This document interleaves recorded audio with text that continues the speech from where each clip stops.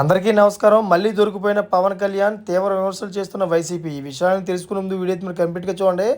అప్పుడే మీకు complete information ఏంటో అర్థమవుతుంది. అదేవిధంగా చాలామంది వీడియో చూస్తున్నారు కానీ సబ్స్క్రైబ్ చేసుకోవడం మాత్రం మర్చిపోతున్నారు. దయచేసి సబ్స్క్రైబ్ చేసుకోండి. సబ్స్క్రైబ్ చేసుకోవడం వల్ల నేను చేసే ప్రతి ఒక్క అప్డేట్ మీరు ముందుగానే పొందగలుగుతారు. అదేవిధంగా చాలామంది లైక్ చేయడం మర్చిపోతున్నారు. దయచేసి లైక్ చేయండి. లైక్ చేయడం వల్ల ఈ ఇన్ఫర్మేషన్ అనేది మనం చాలా మందికి రీచ్ చేసిన వాళ్ళు అవుతాం. ఇంకా లేట్ చేయకుండా వీడియోకి వెళ్ళిపోతాం. ఫ్రెండ్స్, తెలుగు రాష్ట్రాల్లో గత కొన్ని రోజులుగా కురుస్తున్న భారీ వర్షాలకు ప్రజలు ప్రాణాలు అరిచేతిలో పెట్టుకొని బ్రతుకుతున్నారు. అయితే ముఖ్యంగా ఆంధ్రప్రదేశ్లో వరద ఉధృత కాస్త ఎక్కువగా ఉంది. వరదల కారణంగా చాలామంది సర్వం కోల్పోయారు. ఎవరైనా సహాయం చేస్తారని ఎదురు చూస్తూ చీకట్లో బ్రతికిస్తున్నారు. రాజకీయ నేతలు పరిస్థితిని ప్రత్యక్షంగా పర్యవేక్షిస్తూ ప్రజలకు అన్ని వసతులను కల్పిస్తున్నారు. అయితే సీఎం చంద్రబాబు నాయుడు సైతం ముంపు ప్రాంతాలను ప్రత్యక్షంగా వెళ్ళి చూశారు. కానీ డిప్యూటీ సీఎం పవన్ కళ్యాణ్ మాత్రం ఏ ప్రాంతానికి వెళ్ళలేదని తెలుస్తోంది. ఈ విషయంలో ఏపీ ప్రజలు పవన్ అభిమానులు తీవ్ర అసంతృప్తిని వ్యక్తం చేస్తున్నారు.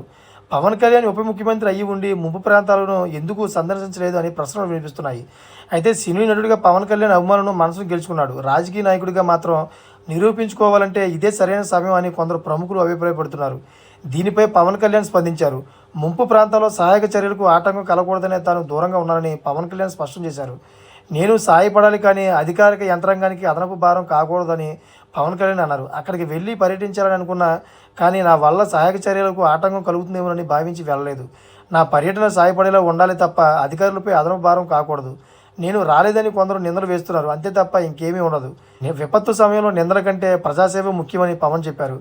ఇదిలా ఉంటే పవన్ కళ్యాణ్ ఇచ్చిన స్టేట్మెంట్పై మళ్ళీ అనేక ప్రశ్నలు వినిపిస్తున్నాయి. బాధ్యత అనేది సక్రమంగా నేర్చుకోవాలి, ఇలాంటి సాకులు చెప్పడం ఏంటని కొందరు రాజకీయ ప్రముఖులు ప్రశ్నిస్తున్నారు. అటు వైసీపీ ప్రభుత్వం కూడా పవన్ కళ్యాణ్ తీరుపై చురకలు అంటిస్తున్నారు. ప్రజాదరణ రెస్క్యూ ఆపరేషన్కు ఆటంకం కలిగిస్తున్న అతని సాకు ఆమోదయోగ్యంగా కాదు. స్టార్డమ్లో ప్రజాసేవలో తాను ఎన్టీఆర్ ఎంజీఆర్లకు మించినది కాదని పవన్ కళ్యాణ్ గుర్తించాల్సిన సమయం ఇది. ఉప ముఖ్యమంత్రిగా ప్రజల కనీస అంచనాలను నెరవేర్చి సంక్షోభ సమయంలో నిజమైన నాయకత్వాన్ని ప్రదర్శించాలి. తాను సేవ చేస్తున్న పౌరుల శ్రేయస్సు కోసం తాను నిజంగా అంకిభావంతో ఉన్నానని పవన్ కళ్యాణ్ నిరూపించుకోవాల్సిన సమయం ఆసన్నమైంది.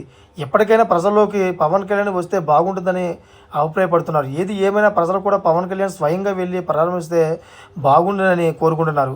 మరి దీనిపై పవన్ కళ్యాణ్ ఎలా స్పందిస్తారో చూడాలి. చూసారు ఫ్రెండ్స్, ఇటువంటి లేటెస్ట్ అప్డేట్స్ కోసం నా ఛానల్ సబ్స్క్రైబ్ చేసుకోండి, గణపతి నాలో పెట్టుకోండి. నేను చేసే ప్రతి ఒక్క అప్డేట్ మీరు ముందుగానే పొందగలుగుతారు. ఇప్పుడు చూసిన ప్రతి ఒక్కరు కూడా థ్యాంక్ ఫర్ వాచింగ్ ఫ్రెండ్స్.